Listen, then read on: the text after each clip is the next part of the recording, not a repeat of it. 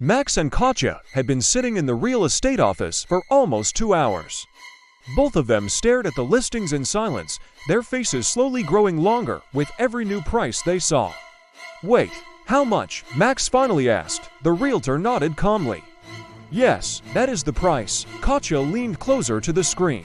"A one-room apartment on the edge of the city, that tiny. And we have to pay the mortgage for 30 years? The realtor shrugged with professional indifference. "That's the market?" Max sighed and rubbed his face. "Do you have anything else?" The realtor flipped through the last pages of her catalog. Just before the end, Katja suddenly straightened up in her chair. "Wait, what's this?" Max leaned closer. "Is that a house?" The price was absurdly low. On the photo they saw something that looked less like a house and more like a small mansion. 2 floors, little towers in the corners. A weather vane on the roof. Max raised an eyebrow. "Where is it?"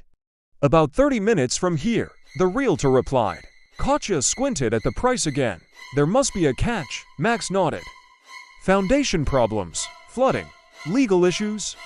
The realtor slowly shook her head. "No," she leaned closer and lowered her voice. "The house has a very bad history." Max and Katja exchanged a glance. "What kind of history?" "The last 3 owners sold it for almost nothing and refused to ever return." The realtor paused. "They claimed something lives there." Max blinked. "You mean, like a ghost?" The realtor shrugged. "They called it infernal evil." There was a long silence. Finally Max asked the most important question. "Can you get a mortgage for it?" "Yes." Max looked at Katja. Katja nodded. "Well then," Max said, "evil or not, we need somewhere to live." The next day they went to see the house. In reality, it was smaller than it looked in the photos, but still charming. A little old, a little abandoned, but cozy. Katja walked through the living room, tapping the floorboards. "We're taking it," Max laughed. "Already?" "Yep." She pointed around the house, to floors, big kitchen, garden. She turned to Max. "How many years is the mortgage again?" A month later they moved in. The first few days were spent cleaning. Katja glued loose wallpaper. Max fixed leaking pipes. They scrubbed the floors, repaired the doors, and slowly turned the abandoned house into a home. That evening they sat in the kitchen drinking tea. Max looked around thoughtfully. "You know, what if the rumors are true?" Katja raised an eyebrow. "You mean the evil?" "Yeah, like, what if there really is a monster living here?" Katja shrugged. "If there is, he should help pay the mortgage." At that exact moment, something crashed loudly somewhere upstairs. Max froze. Katja pointed a finger toward the ceiling.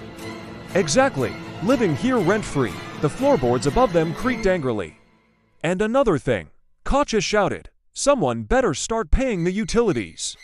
The creaking stopped. The next morning, the toilet pipe burst. Max spent an hour fixing it while Katja stood nearby complaining loudly. "Unbelievable," she said. "If that evil spirit lives here, it could at least help with the plumbing." The problems continued. A cabinet suddenly fell. The roof leaked. The sink clogged again. Each time Katja loudly blamed the mysterious evil. "I'm warning you," she shouted once. "If this keeps happening, I'm inviting my relatives." Max turned pale. "You wouldn't." "Oh, I would." She crossed her arms. "My uncle with the hunting rifle, 3 nephews, and both my aunts." Max shuddered. "I think the monster will move out before that." About a week later, Katja was home alone. She sat at her computer working when she suddenly heard strange sounds. Metal scraping, soft footsteps, something moving in the bathroom. Katja quietly stood up and walked toward the sound. She slowly opened the door and froze, standing over the sink. Was a monster, a very classic one. Red bumpy skin, tentacles, sharp teeth, glowing red eyes. The creature held a rusty wrench and was trying to unscrew the faucet Max had just repaired. Katja stared at it. Then she shouted, "Hey!" The monster jumped in terror. Katja stormed forward, grabbed what looked like its ear, and smacked the back of its head. "You little vandal!" The monster screamed and tried to escape. But Katja had already grabbed a mop.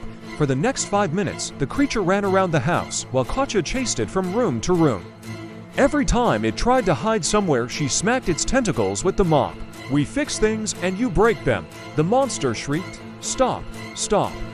Eventually it collapsed in the kitchen corner, trembling. When Max returned home that evening, he stopped in the doorway. The kitchen looked like a battlefield. Broken chairs, scattered dishes. Katya sat calmly at the table. Next to her sat the monster. It was drinking tea and eating a bun. Max, Katya said casually. Meet Gersh. The monster waved weakly. Max blinked twice. Of course, he sighed.